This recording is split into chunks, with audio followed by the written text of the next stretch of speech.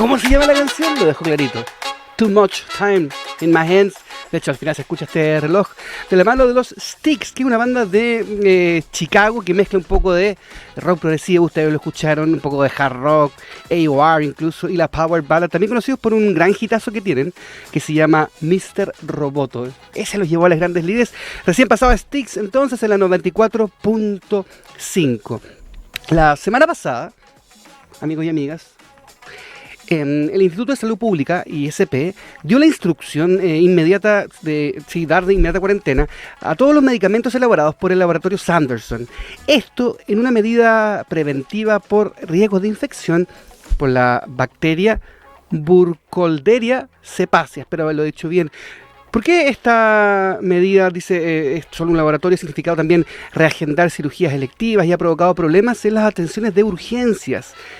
¿Cómo se explica esto? ¿Cómo ocurre? ¿Cuál es el protocolo? Lo vamos a conversar entonces con Jorge Cienfuegos Silva, presidente del Colegio de Químicos Farmacéuticos de Chile. Jorge, ¿qué tal? ¿Cómo estás? Bienvenido aquí a Frecuencia Pública. Hola, muy buenas tardes, Rodrigo. ¿Cómo estás? Bien, bien. Preocupado también por esto que ocurrió. He escuchado distintas opiniones, como que está bien lo que hicieron, otros que fue una sobrereacción, pensando en la gente que pierde sus horas. Pero primero quiero entender, Jorge, ¿cómo surgió esta alerta? ¿Cómo se encontró esta contaminación? Perfecto. Esto va a sonar como historia, pero vamos a tratar de hablarlo simple y fácil para que las personas que nos escuchen lo puedan llevar, porque en el fondo hay que siempre pensar que la gente que nos escucha, si quiere saber más, están los documentos públicos y está todo lo que en el fondo uno puede, incluso el nombre de la bacteria, que uno puede encontrarlo como, que nos pasa a nosotros como farmacéuticos cuando nosotros hablamos en los nombres de los medicamentos, que son difíciles. Entonces tratemos de verlo lo más simple posible. Esto viene arrastrándose hace más o menos 2 años. Tú dirás, chuta, pero esto no era el fin de semana. No. ¿Te acuerdas hace un tiempo cuando pasó una tragedia con unos niños en la clínica alemana? ¿Ya? ¿Te suena más o menos? Sí, algo tengo recuerdos, que con unos medicamentos, unas leches, ¿no? Unos sueros, ya, perfecto. En el fondo era una alimentación. Eso sí. Ya, el tema de que estábamos hablando más o menos del mismo tema, y por qué quiero que nos remontemos hace tanto tiempo. Cuando ocurrió eso, en algún minuto nosotros teníamos, o la gente tenía la duda si esto, de dónde provenía esta bacteria. Provenía de la clínica, provenía de aquí, provenía de allá, entre medio pasó por Terapia, que es otra empresa que produce estos productos de alimentación, digámoslo, para los niños. Y el tema es de que al final, dentro de la investigación, se terminó llegando al laboratorio Sanderson, que es el que estamos hablando ahora. Y se hizo un grado de seguimiento, una revisión, y que finalmente desde el punto de vista técnico está bien lo que se ha hecho. Se ha revisado, se ha visto de dónde proviene, y en el fondo no se puede dar un veredicto o una revisión tan a la ligera, y por eso se investiga esta familia que se llama, que es de la Burkholderia, que en el fondo no es la misma bacteria, sino que es como, se parece, como si fueran primos. Ya, perfecto. Entonces, se encuentran estos clones en algunas partes, y este seguimiento se ha ido haciendo en el mismo laboratorio Sanderson durante ya un tiempo no menor. Entonces el mismo Instituto de Salud Pública identifica algunas partidas, y eso se ha ido abordando de manera puntual. El problema, más allá de lo técnico, fue el otro día cuando eventualmente se da esta alerta el jueves en la tarde, que de paso nosotros como farmacéuticos agradecemos que fue el viernes que fue el jueves y no el viernes, porque nos ha pasado en distintas ocasiones que la autoridad sanitaria se pronuncia el viernes en la tarde, casi en horario no de oficina. Pero hasta el lunes, ¿no? Claramente, pero nosotros como farmacéuticos no nos podemos dar ese lujo, ese es el problema, porque a final de cuentas somos nosotros las personas que llevamos muchas veces los temas de los insumos, de los medicamentos, y obviamente cuando nos encontramos con una catástrofe como de ese estilo, o como este estilo que nos ocurrió, nosotros somos los que tenemos que dar respuesta. Más allá del no hay, tenemos que decir, ok, ¿qué hacemos en el fondo si no hay? ¿Qué respuesta le damos? Y ese es el gran problema, porque en algunos casos el laboratorio Sanderson tiene productos que son únicos, o sea, que es proveedor único. Y ahí vino toda esta tragedia, este caos. Porque finalmente cuando llega la problemática, que en el fondo se encuentra esta bacteria, sale un primer comunicado que dice, saquen todo básicamente. Todos los Sanderson. Exacto, todos Sanderson. Y obviamente eso que implicó los equipos corriendo en círculos, viendo qué hacemos, cómo lo hacemos. En algunos casos, tal y como te comentaba, Sanderson es proveedor único, entonces la respuesta no era tan fácil como nos hubiera No, gustado. Y obviamente ahí es donde nosotros tenemos que mirar a la autoridad sanitaria a decirle, bueno, entendemos obviamente lo técnico, que hay una bacteria que eventualmente puede ser mortal, porque obviamente estos productos cuando se inyectan al torrente sanguíneo, pasan todas las barreras de seguridad del cuerpo. Entonces nos estamos metiendo o estaríamos metiendo una bacteria que podría ser potencialmente mortal en algunas personas, particularmente en aquellas que tienen, por ejemplo, sus defensas bajas, como podríamos ser personas con cáncer, personas que están en algún tratamiento quirúrgico, etcétera. Ahora, Entonces ahora, ya que, cuéntame. No, mi pregunta es más bien sencilla. ¿Era necesario sacarlo todo? ¿Se corría un riesgo de dejarlo? ¿O era, pienso, no sé, en alguien que tiene una verdulería y ve que hay un tomate infectado, pero saca todo igual, saca las paltas, saca el apio, saca algo parecido? ¿No era necesario hacerlo así? Claro, pero depende. Si estamos hablando de una verdulería, si sacamos el tomate podrido, claro, no hay ningún problema porque el resto de las verduras pueden seguir. Claro. Pero acá el problema es de que ese tomate podrido eventualmente podría tener todo podrido. Correcto. Y ese era el gran tema. Y por eso te digo que acá hay que separar la cosa desde el punto de vista técnico, lo cual el ISP lo que hizo fue correcto. Pero desde el punto de vista también administrativo y el fondo comunicacional fue la problemática. Cuando sale diciendo saquemos todo, la respuesta que uno buscaría eventualmente en ese minuto es ¿qué hago ahora? Claro. Y es donde ahí no existió la comunicación inmediata de parte de la autoridad sanitaria, donde, bueno, tú me dices que todo esto lo saque, ahora ¿qué hago con lo que yo tenía? ¿Qué hago con este minuto? ¿Qué hago con las cirugías? ¿Qué hago con las emergencias? Y eso se demoró.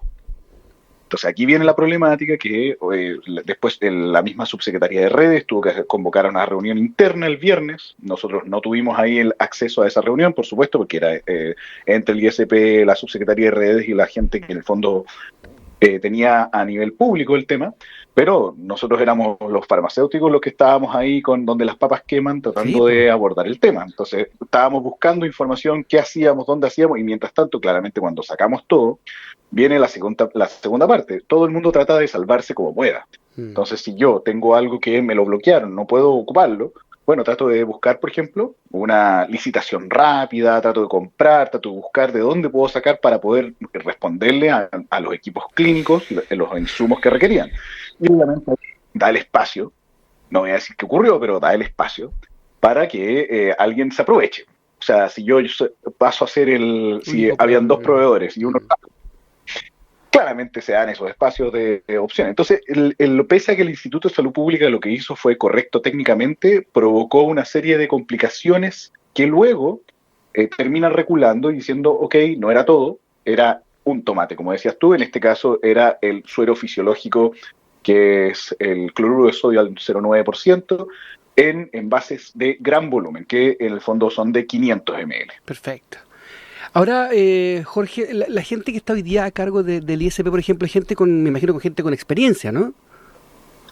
Por supuesto, o sea, yo creo que ahí es donde deberían estar las personas con mayor expertise en Chile, deberían estar en el Instituto de Salud Pública y en nuestra autoridad sanitaria en general. O sea, yo no dudaría que deberían estar las personas con la mayor expertise en el Instituto de Salud Pública, en la Central de Abastecimiento, en el Ministerio de Salud.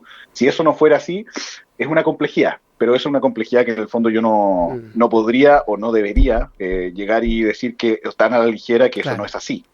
Las personas que toman las decisiones, y por eso lo separo un poco las aguas, técnicamente puede que estén correctas, pero ahí viene la segunda parte, que es comunicacional, que también es de coordinación entre los actores, porque si yo como instituto veo que hay un peligro, que es el que yo identifico, y digo, ok, aquí hay que eventualmente sacar esto o ponerlo en cuarentena, pero no me pongo de acuerdo con las redes, que finalmente son los que les va a repercutir esto, el problema no es técnico, porque acabamos de decir que técnicamente es correcto. El problema tiene que ver con la comunicación de riesgo, él tiene que ver con incluso decisiones políticas, porque si yo hago esto, bueno, ¿qué repercusiones después va a tener a nivel de cómo yo le digo esto al público? ¿Cómo le digo esto a la persona que esperó meses, por ejemplo, una intervención quirúrgica y le tengo que decir, sabes que no puedo porque tengo este problema?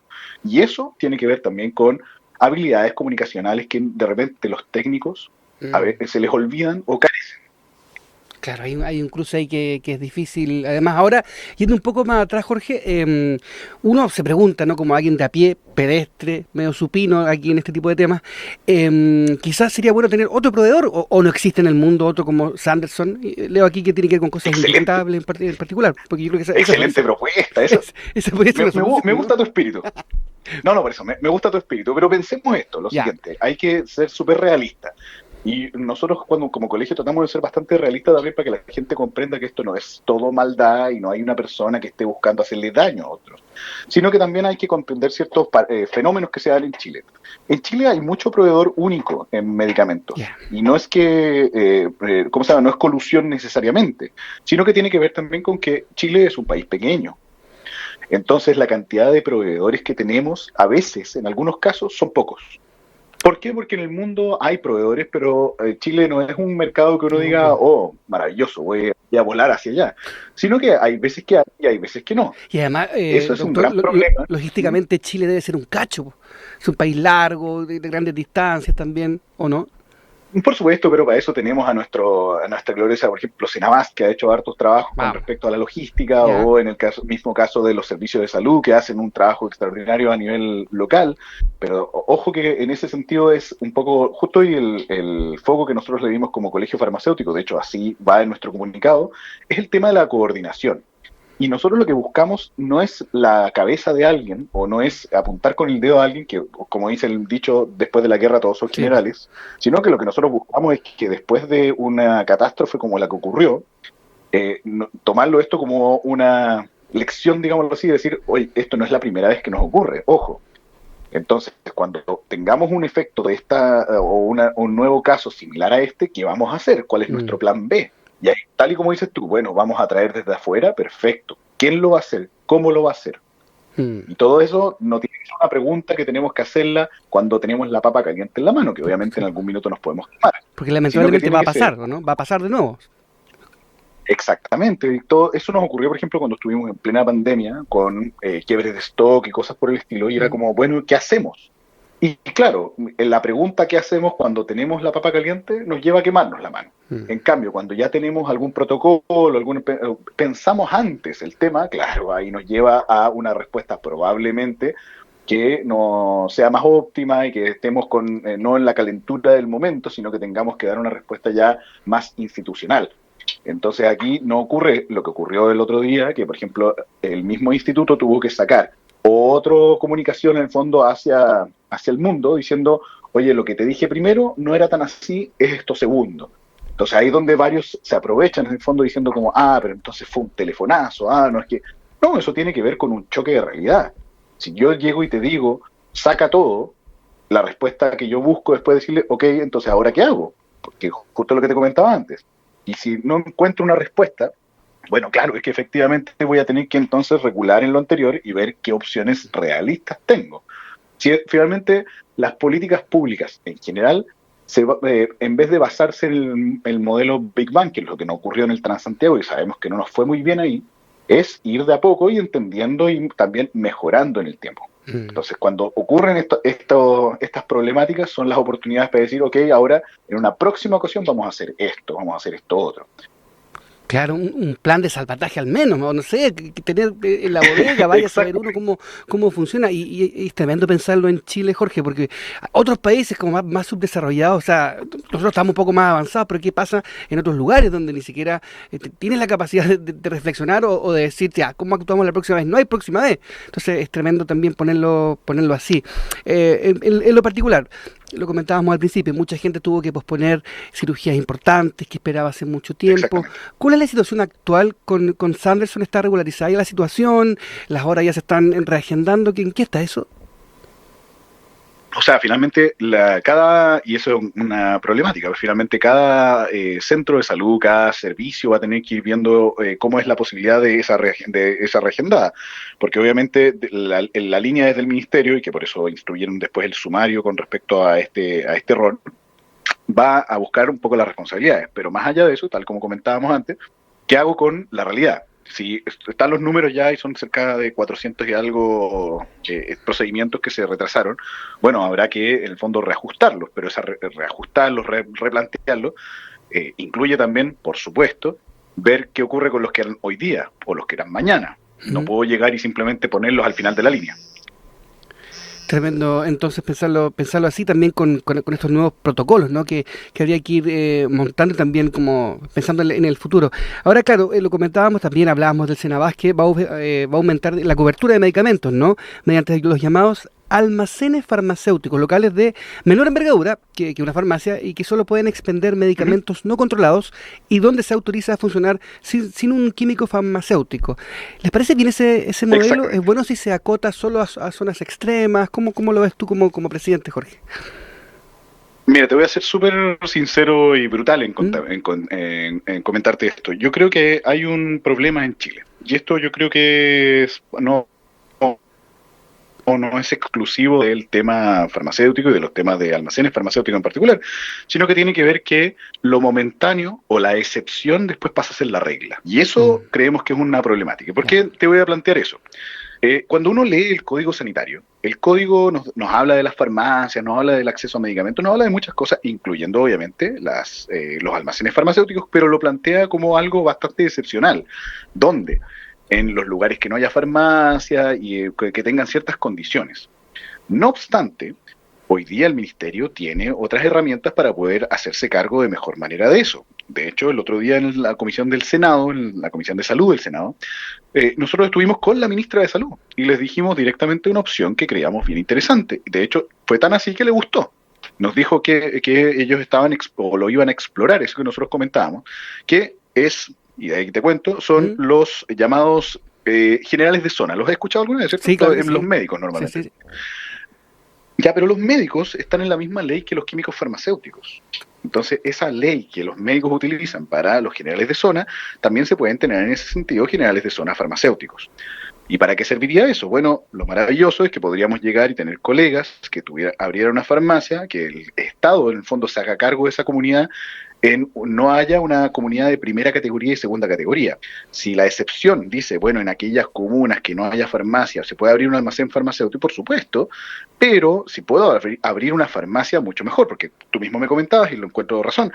El almacén, por ejemplo, no va a tener medicamentos controlados, no va a tener al químico farmacéutico que puede dar, en el fondo, la información correspondiente en conjunto al medicamento. Entonces, esto no es un tema, y cuando yo lo digo eso, no lo digo al azar, el farmacéutico es el garante de un derecho humano, que es el acceso a la información.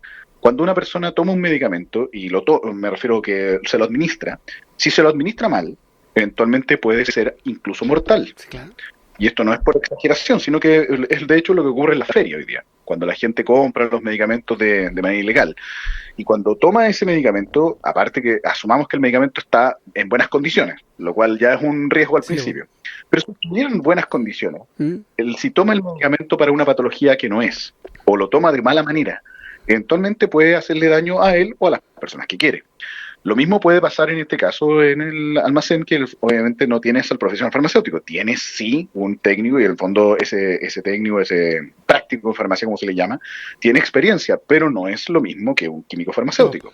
Dicho eso, nosotros podemos llegar y decir, más allá de, porque el planteamiento que nos pueden decir, no, que por ejemplo, que lo que se quiere es que tenga, nosotros lo que estaríamos buscando es que exista farmacéutico en esa comunidad y que, por ejemplo, bajo la lógica de los generales de zona farmacéuticos, podríamos llegar a ofrecer a la comunidad los servicios que tienen los químicos farmacéuticos, los servicios farmacéuticos y todos los medicamentos correspondientes, pero que el Estado también se haga cargo. Parte de la lógica de nuestra actual Constitución, que dice que cuando un privado no se interese en un lugar o en alguna cosa, será el Estado el que se haga cargo. Y el Estado lo que está diciendo en este caso es, mira, me interesa, me voy a hacer cargo, pero me voy a hacer cargo con esta opción como de menor calidad. Y ese es lo que nosotros decimos, ok, existe el mecanismo para hacerlo bien, hagámoslo bien. Claro, si no se transforma en una preocupación más. El otro día Jorge hablaba con, creo que eran, y ellos están desarrollando un plan también de envío de medicamentos a todo Chile, incluso en partes remotas. ¿Has escuchado hablar de ellos? Como solución también. Sí, por supuesto. Me parece una buena idea en términos logísticos también, ¿no? Claro, lo que pasa es que el tema, en términos logísticos, hay una problemática. Cuando se mandan medicamentos de terceros, me refiero que yo llego y te compro el medicamento, por ejemplo, de manera virtual, hay que también ser bastante franco en esto. Estas partes, estos lugares bien alejados, vamos a poner uno, Villafrey o alguno que sea, me refiero, muy alejado, estamos hablando de que tampoco es como que tengan mucho acceso a, por ejemplo, en el fondo telefonía y que digan, ok, te lo voy a mandar el medicamento Sí. no sé, Correos de Chile, me va a llegar capaz cuándo. Y también, ¿quién se hace cargo de la calidad de ese traslado? Hoy en día, la regulación tiene algunas complejidades con respecto a eso porque dice que el farmacéutico, el dueño, o sea, perdón, el director técnico de la farmacia, es el que se tiene que hacer cargo de la calidad del medicamento que llega al lugar. Entonces, ¿cómo yo me hago cargo de que el medicamento llegue en buenas condiciones si yo no tengo en ese caso un servicio, por ejemplo, especializado para llegar para allá? Entonces, encuentro que las ideas siempre todo lo que ayude, todo lo que vaya en mejorar el acceso a medicamentos, por supuesto que siempre es loable y uno lo busca y trata, y en el fondo, por ejemplo, Fracción está haciendo un trabajo súper interesante. Pero también lo que nos está diciendo, en parte, es que el Estado finalmente también está dejando un poco de lado ciertas cosas que le competen a ellos. Y cuando digo eso es como el 80% de los chilenos estamos en FONASA. Lo que significa que el 80% de los chilenos deberíamos acceder a nuestros medicamentos de manera gratuita, no comprarlos. Entonces, cuando hablamos de repente, oye, no, esta población no accede a sus medicamentos, chuta, bueno, nos invito a ver, obviamente, los datos un poquito más finos, que es como esa población que vive muy lejos, ¿está en FONASA? Lo más probable es que sí. Y cuando lo más probable me refiero a que es un porcentaje no menor. Y ese porcentaje no menor, bueno, entonces en vez de comprar sus medicamentos debería acceder de manera gratuita. Entonces o el CESFAM tendría que entregarlos, o la posta rural debería entregarlos, o esta opción que estamos dando nosotros, que por ejemplo podrían ser, y ahí las farmacias populares que hoy día existen, podrían ser perfectamente llevables desde la comuna hacia un modelo que fuera un poquito más amplio, que fuera, por ejemplo, en la intendencia o la delegación presidencial. ¿Qué implicaría eso? En vez de decirle a cada comuna rásquese con sus propias uñas, que normalmente está asociado a el tamaño de la billetera que tiene la comuna, podría hacerlo alguien que tuviera la suficiente, me refiero, cantidad de recursos para poder hacerse cargo de las comunas que tienen menos recursos. Eso tiene que ver con una justicia distributiva. Sí, por eso, Jorge, es tan importante lo que hemos discutido los últimos 2 años, que tiene que ver con una nueva constitución. Si en el fondo si no lo soluciona el mercado, quedamos votados, porque eso no está para nada bien, pero claro, es un tema mucho más largo que podemos seguir conversando en otra jornada.